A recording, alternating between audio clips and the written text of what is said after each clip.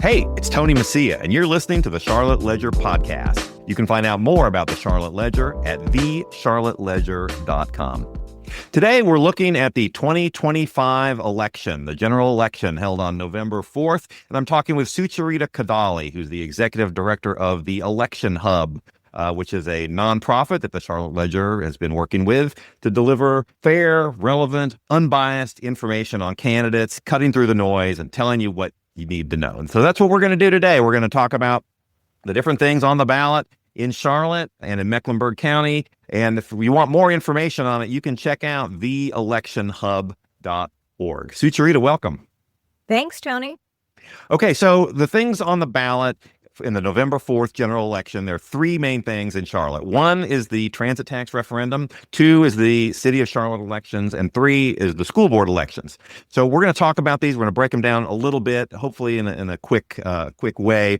The main one of the main things that people are looking at and paying attention to is this question of the transit tax. And so it's a referendum that's on the ballot that will ask voters if they want to increase the sales tax in Mecklenburg County from 7.25%, which is at currently, to 8.25%. And that would raise an estimated $20 billion over 30 years and enable the expansion of rail. It would enable the purchase of more buses and more frequent bus routes, as well as microtransit.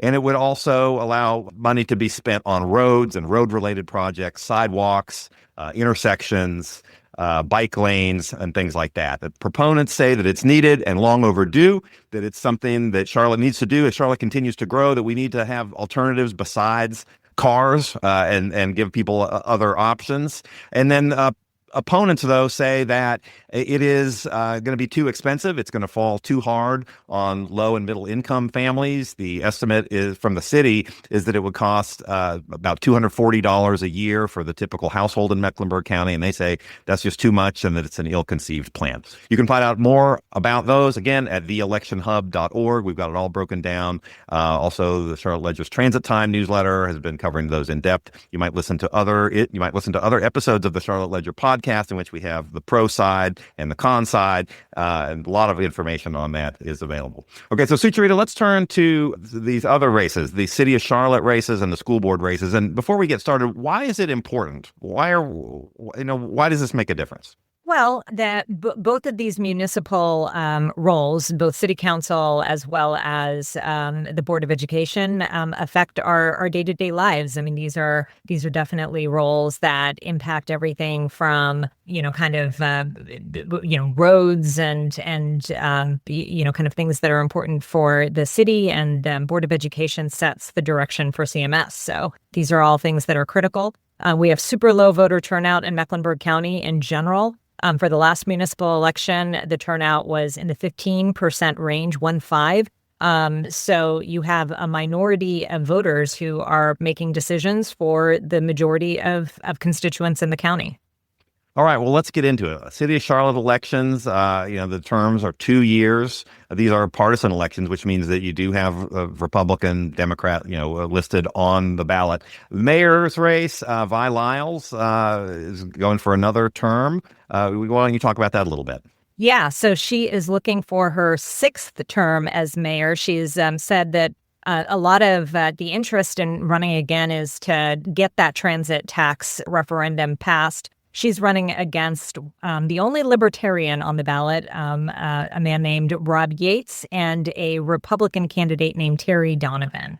All right, let's get into the city council races. And, there's not a lot of drama on this ballot as far as it relates to city council. There's a little bit, but, because of the primary, a lot of these seats, a lot of the winners were worked out in the primary. So it takes a little bit of the drama out of the general election. But, the first race I'd like to talk about is the at-large race. Here, voters will elect people to 4 seats. At-large means they're elected citywide. So everybody in the city of Charlotte can vote for up to 4 people. There are 6 people running. Why don't we talk about that? What do we know about this race?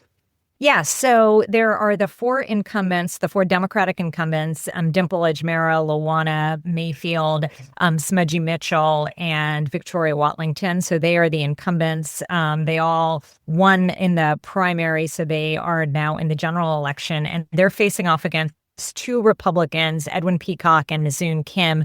Edwin Peacock is, I believe, Tony, the last Republican to actually hold an at-large council seat. So this is certainly going to be one of the more watched races. And that's really the question is, will the Republicans elect in, kind of an at-large council member for the first time in many years? Right. There's been a lot of discussion, Sarita, about, safety lately and crime. You had the stabbing on the light rail. And so you had Republicans making some noises about that and saying, listen, we need more, better leadership on this. And it'll be interesting to see, whether it's, like you say, whether it's possible for a Republican to win citywide in Charlotte. All right. So let's go to the district races. So these are, there are 7 districts in Charlotte, all around the city. Some of these are not, the people running have no opposition because it was already decided in the primary, including District 1, incumbent Dante Anderson, a Democrat, that's uptown Plaza Midwood, Noda area. District 2, which is west and northwest Charlotte, Malcolm Graham, incumbent Democrat. He does not have any opposition. What about District 3 in West Charlotte?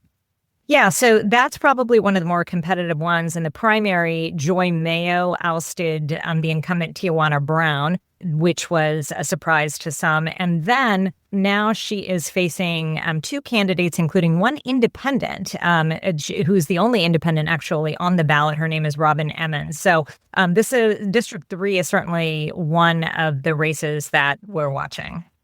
Right, and then James Bowers there is the Republican. So this is basically an open seat. There's no incumbent running, but it's a pretty heavily Democratic district.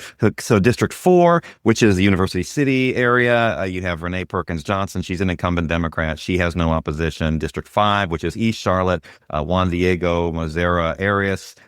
He is a Democrat. He beat the incumbent Marjorie Molina in the primary. He has no opposition. And then we have District 6, which I think should be a really interesting race. It's a South Charlotte district. There was a seat formerly occupied by Tariq Bakari for a number of years. He left to take a job in Washington. Edwin Peacock was appointed to take his place. But what's going on in District 6 as it relates to the November election this year? Yeah, so Tariq's wife, Krista, is actually running for that seat now, and she faces a Democrat, Kimberly Owens.